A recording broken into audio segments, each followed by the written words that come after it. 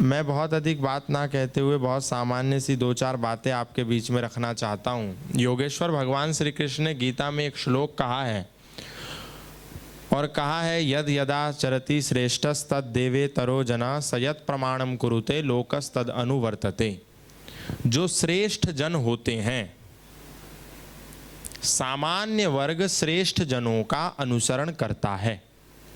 श्रेष्ठ जनों का हमको अनुसरण करना चाहिए। लेकिन हमारे समाज में, विशेष रूप से सनातन धर्मियों में, श्रेष्ठ वर्ग जो है, जिसको सामान्य वर्ग फॉलो करता है, जिसका सामान्य वर्ग अनुसरण करता है, अनुगमन करता है, उस श्रेष्ठ तबके में अश्रेष्ठ लोगों को फ्रेम करके, अश्रेष्ठ घटनाओं को, अश्रेष्ठ आदर्शों को फिट करके प्रस्तुत किया जाता रहा है और जा रहा है। अभी और जा रहा था, अभी जा रहा है और जाता रहेगा। और जब तक ये इसी प्रकार अश्रेष्ठ सिद्धांतों को, अश्रेष्ठ बातों को, निषेध जो चीजें हैं उन सिद्धांतों को समाज में प्रस्तुत किया जाता रहेगा, तब तक हम गलत रास्ते पर, गलत पथ पर चलते रहेंगे। उदाहरण के लिए क्रांतिकारियों की यदि बात करें तो क्रांतिकारियों में समस्त युवा वर्ग का जो रोल मॉडल है, जो आदर्श है, अमर बलिदानी भगत सिंह। बहुत सामान्य सी बात कर रहा हूं, आप लोगों का केवल 5 मिनट के लिए ध्यान चाहता हूं, और जिसको ध्यान ना होवे तो कृपया सभागार छोड़ दें, क्योंकि मैं भी 3 बजे से यहां बैठा हूं। भगत सिंह को युवाओं का क्रांतिकारियों के क्षेत्र में सबसे बड़ा आदर्श मानते हैं हम सब लोग। लेकिन जब समाज के कुछ खुरापाती लोगों ने देखा, समाज को भ्रमित करने की दृष्टि से उन्होंने इस सिद्धांत का पूरे संसार में प्रचार कर दिया कि देखो भगत सिंह तो नास्तिक थे। और जब इस सिद्धांत का प्रचार किया गया तो इसलिए नहीं किया गया क्योंकि भगत सिंह ने वास्तव में कोई लेख लिखा था कि मैं नास्तिक क्यों हूं। इसलिए किया गया क्योंकि वे जानते थे कि समाज का 80% नौजवान जो क्रांतिकारियों का अनुयायी है, वो भगत सिंह को क्रांतिकारियों के प्रतिनिधि के रूप में फॉलो करता है। और इस सारे नौजवान वर्ग को राम में आस्था ना रहे, कृष्ण में आस्था ना रहे, हनुमान में आस्था ना रहे, ईश्वरीय शक्ति में आस्था ना रहे, दैवी संपदा में आस्था ना रहे, इसलिए इस बात का भरसक तोड़ मड़ोड़ करके प्रचार करो कि भगत सिंह तो नास्तिक थे। अब क्या हुआ, नौजवानों ने, जो सारे नौजवान भगत सिंह को फॉलो करते थे, एडमायर करते थे, उनको अपना रोल मॉडल मानते थे, उनको अपना आइडियल मानते थे, उनके मन में ये बात आ गई कि भगत सिंह नास्तिक थे, यानी कि हम भी थोड़ा सा नास्तिक हो जाएं क्योंकि भगत सिंह थे। लेकिन ये बात हमने नहीं समझी, ना हमको बताई गई कि हम भगत सिंह को आदर्श इसलिए मानते हैं क्योंकि वो भारत की आजादी में कूदे थे। 23-24 साल की अवस्था में उन्होंने सर्वोच्च बलिदान दिया, उन्होंने फांसी का तख्ता चूमा। ये हमारे दिमाग से हट गया और ये प्रधानता आ गई कि भगत सिंह नास्तिक थे। अब सोचने की बात यह है, क्या हम भगत सिंह को इसलिए फॉलो करते हैं कि वो नास्तिक थे? नहीं, हम भगत सिंह को इसलिए फॉलो करते हैं क्योंकि वो क्रांतिकारी थे, देशभक्त थे। इसीलिए भगत सिंह का चित्र बड़े स्तर पर प्रचारित करके साथ में ये भी प्रचारित किया कि भगत सिंह एक नास्तिक था। लेकिन वास्तव में इस समाज में आपने राम प्रसाद बिस्मिल का चित्र बहुत कम देखा होगा। हमारे सामान्य नौजवान वर्ग के सामने यदि राम प्रसाद बिस्मिल की तस्वीर ला करके खड़ी कर दें तो नौजवान उसका नाम नहीं बता पाएगा। यानी कि पहले तो जो श्रेष्ठ क्रांतिकारी था उसके सिद्धांतों को ऐसे तोड़ मरोड़ करके विकृत करके समाज में प्रस्तुत किया कि ये नास्तिक है। दूसरी बात, जो वास्तव में देशभक्त होने के साथ साथ ईश्वर भक्त भी था, वेद भक्त भी था, गौ भक्त भी था, राष्ट्र भक्त भी था, उस चित्र को सामने नहीं लाए कि भाई ये भी क्रांतिकारी है और ये मृत्यु का ग्रास बनने से पूर्व, फांसी का फंदा तख्ता चूमने से पहले ओम विश्वानि देव सवितर दुरितानि परासुहा यद भद्रम तन्न आसुआ बोलता है, उसके बाद फांसी का फंदा चूमता है। ये हमारे नौजवानों को नहीं बताया। क्यों नहीं बताया? क्योंकि यदि ये बता देंगे तो नौजवान ईश्वर को जानने की इच्छा प्रकट करेगा और ईश्वर की खोज में 4-5 किताबों के पन्ने पलट लेगा। कभी भी हमारे नौजवान के सामने चंद्रशेखर आजाद की प्रतिमा, चंद्रशेखर आजाद की तस्वीर लाकर के नहीं दिखाई गई, क्योंकि यदि दिखा दी जाती तो हमारा देश का नौजवान देख लेता कि जो कंधे पर धागा है ये क्या चीज है, उसके मन में जिज्ञासा उठ जाती। लेकिन इसी वर्ग ने भगत सिंह के सर से केसरी साफा उतार करके उसकी हैट वाली तस्वीर पूरे संसार में प्रचारित कर दी और ये नहीं बताया कि भगत सिंह को, जिसको तुम कम्युनिस्ट बना करके प्रस्तुत कर रहे हो, वो भगत सिंह जब कलकत्ता जाता है और कम्युनिस्ट के गढ़ में जाता है, वामपंथियों के गढ़ में जाता है, तो वामपंथी के घर में नहीं रुकता, वामपंथियों के कार्यालय में नहीं रुकता, आर्य समाज के मंदिर में रुकता है। भगत सिंह का जो यज्ञोपवीत हुआ वो पंडित लोकनाथ तर्क वाचस्पति ने किया। ये संसार में हमारे बच्चों को नहीं बताया जाएगा। और कौन पंडित लोकनाथ तर्क वाचस्पति? जो अंतरिक्ष यात्री राकेश शर्मा के दादाजी थे। ये हमारे नौजवान को नहीं बताया जाएगा। हमारे नौजवान को चंद्रशेखर आजाद की जीवनी पढ़ने के लिए नहीं कहा जाएगा, आत्मकथा राम प्रसाद बिस्मिल की पढ़ने के लिए नहीं कहा जाएगा, क्योंकि हमारा नौजवान यदि राम प्रसाद बिस्मिल की आत्मकथा पढ़ेगा तो उसके जीवन में ये विचार आ जाएगा कि यज्ञ करना और कराना प्रत्येक मानव धर्मी का धर्म है, अनिवार्य रूप से। इसीलिए राम प्रसाद बिस्मिल कंधे पर यज्ञ कुंड बांध करके चलते थे, यात्रा करते थे। लेकिन अगर वो देश का नौजवान राम प्रसाद बिस्मिल को पढ़ लेगा तो वो भी यज्ञ करने और कराने लग जाएगा, लेकिन हम लोग नहीं चाहते। तो इसीलिए समाज में जो अश्रेष्ठ लोग हैं उनको समाज के सबसे उच्चतम पायदान पर रख दिया ताकि समाज का सामान्य वर्ग उनका अनुसरण करे। गांधी को राष्ट्रपिता कह करके फ्रेम के सबसे ऊपर रख दिया, सबसे ऊंचे शिखर पर।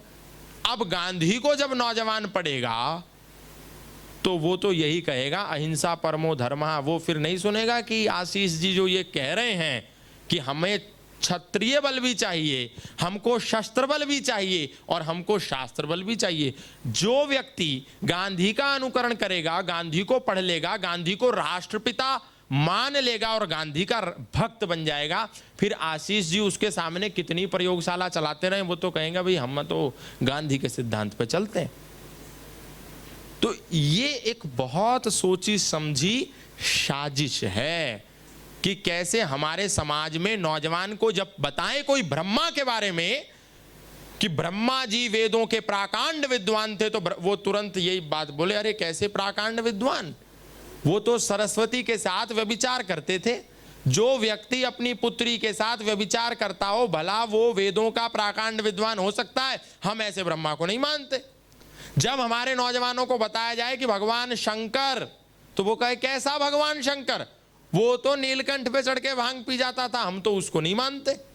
जब हमारे नौजवानों को बताया जाए योगेश्वर भगवान श्री कृष्ण, तो हमारा नौजवान कहे कि योगेश्वर कैसा भगवान श्री कृष्ण, वो तो भोगेश्वर कृष्ण। क्योंकि हमारे नौजवान को झूठ प्रस्तुत किया जा रहा है और जितने भी श्रेष्ठ कैरेक्टर हैं उनको अश्रेष्ठ बना करके समाज के सामने प्रस्तुत कर दिया और यह कह दिया कि देखो ईसा मसीह तो मुक्तिदाता था भैया, उसने संसार के कल्याण के लिए सूली पर टंगया, और तुम्हारा कृष्ण देखो लड़कियों के कपड़े चुरा करके कदम्ब के पेड़ पर चढ़ गया। अब ये सिद्धांत, ये तुलना जब हमारा नौजवान सुनेगा तो उसके मन में क्या बात आएगी कि हाँ ये ईसा मसीह ही मुक्तिदाता है, इसी की शरण में जाकर के हम कामयाब होंगे। क्योंकि आजकल नौजवान तो इंस्टाग्राम चलाता है, फेसबुक चलाता है, व्हाट्सएप चलाता है।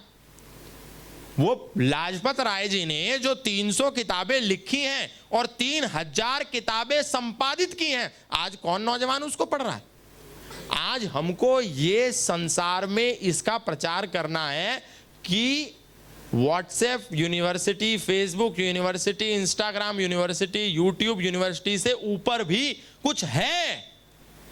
मैं कभी कभी आश्चर्य करता हूं, 1880 में पाकिस्तान में वैदिक धर्मियों और ईसाइयों के बीच जो शास्त्रार्थ हुआ,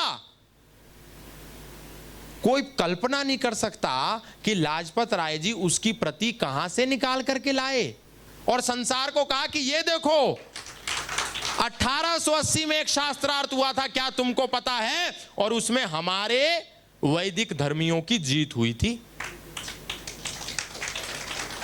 और ऐसे एक नहीं, हजारों शास्त्रार्थ पिछले 200 वर्षों के जो वैदिक धर्मियों में और ईसाइयों के बीच, सनातन धर्मियों में और मुसलमानों के बीच जो शास्त्रार्थ हुए हैं कि दुनिया में यदि कोई मानवता की छतरी है तो वो केवल और केवल सनातन धर्म की छतरी है। वो शास्त्रार्थ बाबूजी ने 7 खंडों में, इतनी मोटी मोटी पुस्तकें हैं वो, 7 खंडों में, जिसका पुस्तक का नाम है निर्णय के तट पर। पढ़ो और निर्णय पे पहुंचो कि कौन मानवतावादी है, कौन इंसानियत का प्रचार करने वाला है। पढ़ो तो सही, लेकिन हमारे पास तो गणपति बाप्पा मोरिया परेशान करे मुझे छोरियां, ये गीत बजा करके, गणपति का स्वांग रचा करके, गणपति को 11 दिन घर में रख करके उसके इर्द गिर्द नाचने के सिवा कहां समय है कि जाकर के पुस्तक उठा करके पढ़ें? समय ही नहीं है। तो जब हमारे पास समय ही नहीं है तो फिर अंततः गत्वा क्या होगा? आशीष जी बता रहे थे कि फूस का छप्पर आपका है, अब अगला नंबर आपका है। हमको पढ़ना नहीं है तो फिर क्या होगा? अगला नंबर हमारा ही है।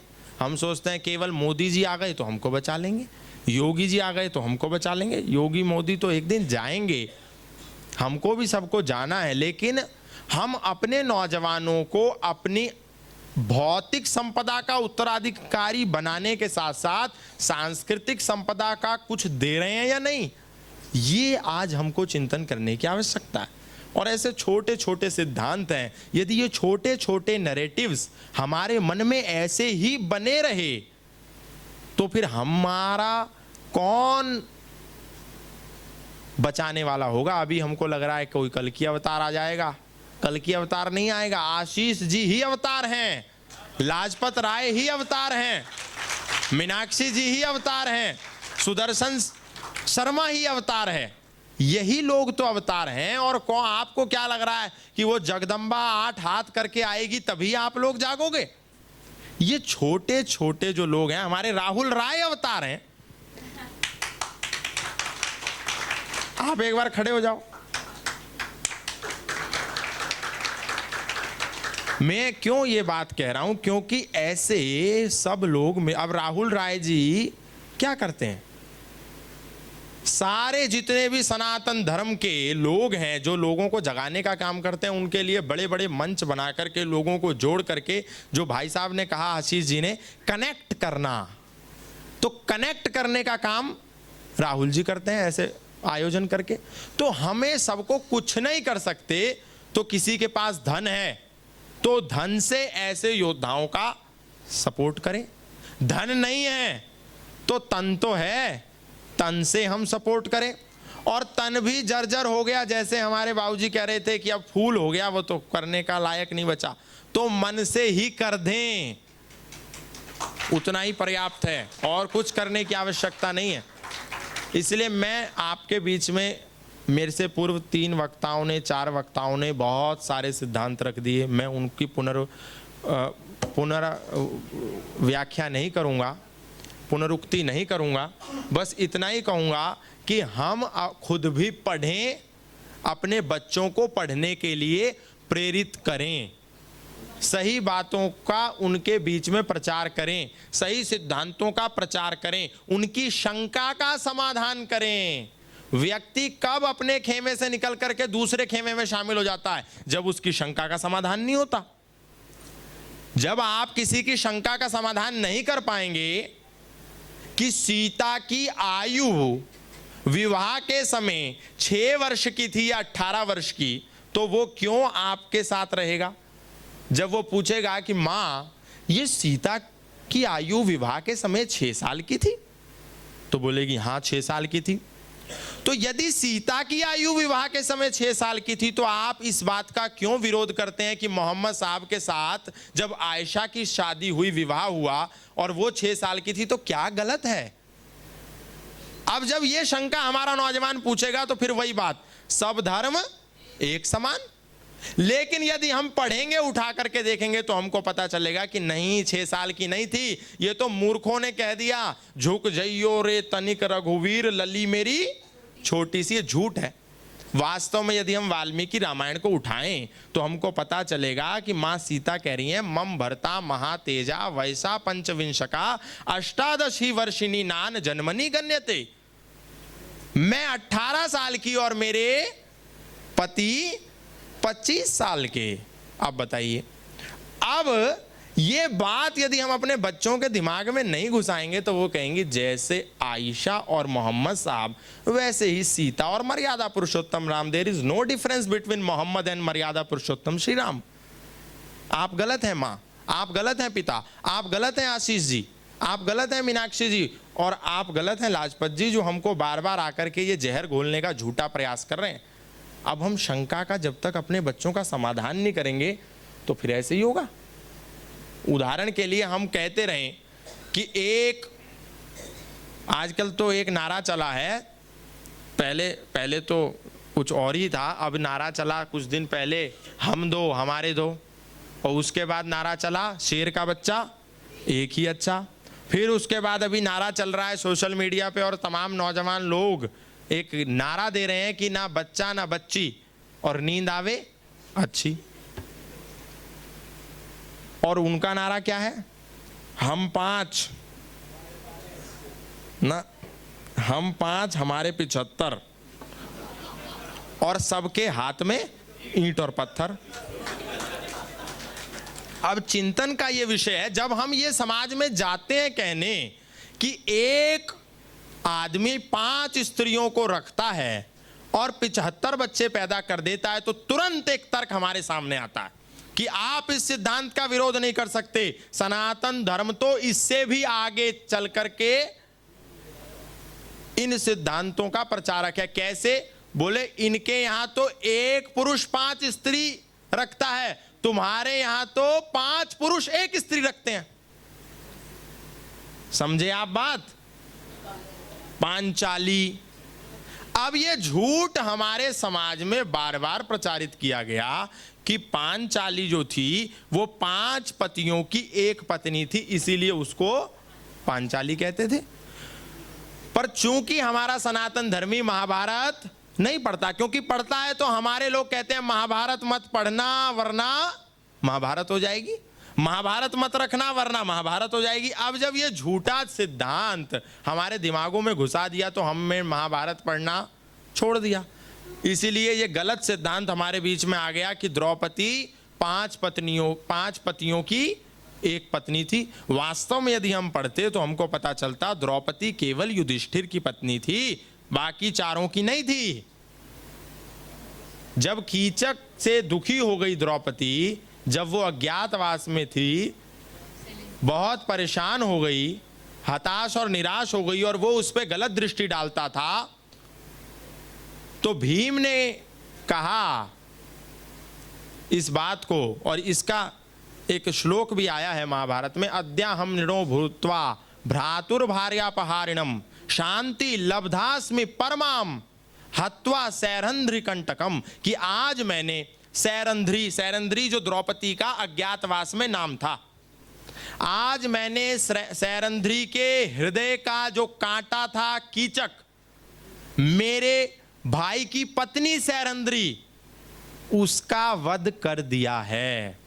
अब विचार करने की बात है, खुद इस बात का प्रमाण महाबली भीम दे रहा है कि मेरे भाई की पत्नी द्रौपदी, ये नहीं बोल रहा हमारी पत्नी द्रौपदी या मेरी पत्नी द्रौपदी, भाई की पत्नी, भ्रातुर्भार्या, मेरी भाभी।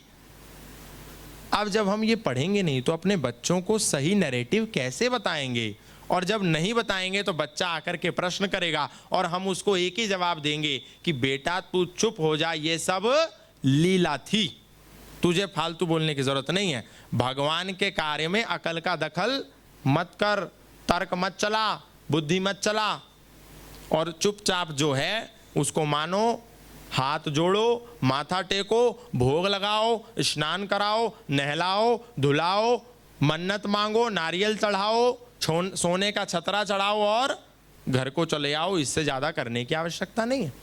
तो मेरा केवल इतना ही आप लोगों के बीच में आग्रह था कि हम सही सही सिद्धांतों को जाने। कहीं भी अगर हमको डाउट है तो डाउट से तर्क करके, यह तर्क अनुसंधते सधर्मा, तर्क करके जाने, उसी को वास्तव में धर्म कहते हैं। मैं कहूँ आप सुने, बाबा जी कहें और हम सब सुने और कहें सत्य वचन महाराज, ये केवल धर्म नहीं होता। धर्म तर्क से, विवेक पूर्वक, विवेचना करके, समीक्षा करके जाना समझा जाता है। बस इन्हीं शब्दों के साथ बहुत बहुत धन्यवाद, बहुत बहुत आभार।